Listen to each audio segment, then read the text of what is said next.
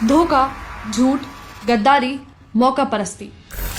ये शब्द सुनकर आपके दिमाग में सबसे पहले इस शख्स की तस्वीर बनती होगी।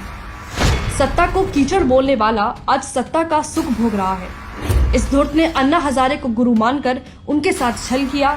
खून पसीने से पार्टी खड़े करने वाले कार्यकर्ताओं को अपनी हिटलरशाही के चलते बाहर निकाल दिया। कुर्सी के लिए अपने बच्चों की झूठी कसम तक खाई। और बच्चों की कसम है, ना बीजेपी से गठबंधन करेंगे ना कांग्रेस से गठबंधन करेंगे। इतना ही नहीं, ये सत्ता के लिए देश से गद्दारी करने से भी नहीं चुका। इसके ऐसे ही कुछ काले कारनामे आज हम आपको बताने जा रहे हैं। वंदे मातरम बोलने पर मारा लकवा। पीएम मोदी 74वें स्वतंत्रता दिवस पर लाल किले से देश को 7वीं बार संबोधित कर रहे थे। अपने भाषण को समाप्त करते हुए पीएम मोदी ने वंदे मातरम के नारे लगाए। पीएम मोदी का साथ देते हुए पूरा देश और वहां बैठे सभी वंदे मातरम का नारा लगा रहे थे। लेकिन नारे के नाम पर केजरीवाल के न हाथ उठे और न मुंह से वंदे मातरम की आवाज निकली।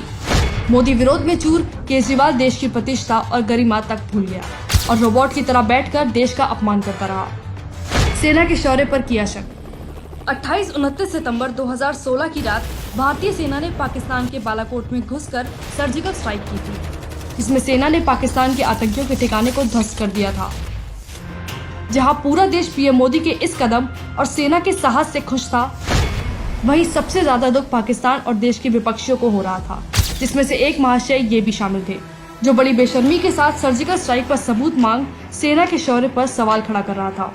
पाकिस्तान अंतर्राष्ट्रीय पत्रकारों को लेके बॉर्डर पे जा रहे हैं और ये दिखाने की कोशिश कर रहे हैं कि देखो सर्जिकल स्ट्राइक्स तो हुए नहीं। गणतंत्र दिवस पर तिरंगे को नहीं दी सलामी।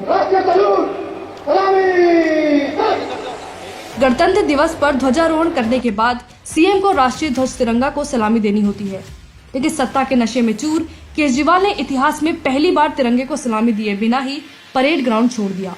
जब उन्होंने फ्लैग होइस्ट किया, सलामी देनी होती है फ्लैग को, लेकिन वो सलामी देना ही भूल गए। इतना ही नहीं, नफरत की आग में केजरीवाल ने कमांडर से भी सलामी नहीं ली, जिस पर कमांडर ने भी कहा कि केजरीवाल को सलामी के लिए रुकना चाहिए था। रुकना चाहिए था, रुकना चाहिए था। यही नहीं, ये धूर्त केजरीवाल ध्वजारोहण करने के लिए सैंडल में गया था। आपियों ने भी दिया धोखा। केजरीवाल अकेला नहीं है जो देश के साथ गद्दारी करता रहा है। उसकी पार्टी के आपिये भी देश के खिलाफ खड़े होने से पीछे नहीं हटे हैं। जब सीएए के नाम पर दंगाइयों द्वारा लगाई बस में आग को दिल्ली पुलिस बुझा रही थी, तो मनीष सिसोदिया ने पुलिस पर आरोप लगाते हुए ट्वीट किया कि किस तरह पुलिस आग लगा रही है, जबकि इस वीडियो की सच्चाई और मनीष सिसोदिया की बात में जमीन आसमान का फर्क था। जब केजरीवाल को पुलिस का साथ देकर दंगों को रोकने का काम करना था, तब उसके चमचे दंगाइयों के साथ खड़े होने की बात कर रहे थे। इतना तो उनका जानना हक है कि आप किस तरफ खड़े हैं उसमें। मैं कहीं भी खड़ा हूँ, मैं शाहीन बाग के लोगों के साथ खड़ा हूँ। आप शाहीन बाग के लोगों के साथ बिल्कुल खड़े हैं, आप जेएनयू में भी लोगों के साथ, जेएनयू के लोगों के साथ खड़ा हूँ। दिल्ली अल्पसंख्यक आयोग ने देश को किया शर्मसार। दिल्ली अल्पसंख्यक आयोग के अध्यक्ष जफरुल इस्लाम ने देश की साख को विश्व पटल पर झुकाने में कोई कसर नहीं छोड़ी। फर्जी ट्वीट का सहारा लेते हुए जफरुल इस्लाम ने लिखा कि मुस्लिम को साथ खड़ा होने के लिए धन्यवाद कुवैत। जिस दिन मुसलमानों ने अरब देशों से अपने जुल्म की शिकायत कर दी तो सैलाब आ जाएगा। तहकीकात में पता चला कि ये कुवैत सरकार का नहीं बल्कि फर्जी अकाउंट है।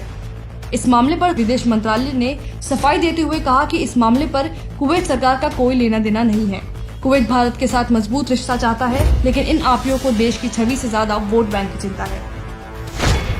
दिल्ली हिंसा का मास्टरमाइंड निकला पूर्व आप पार्षद। दिल्ली हिंसा में 50 से ज्यादा बेकसूर लोगों ने जान गंवाई।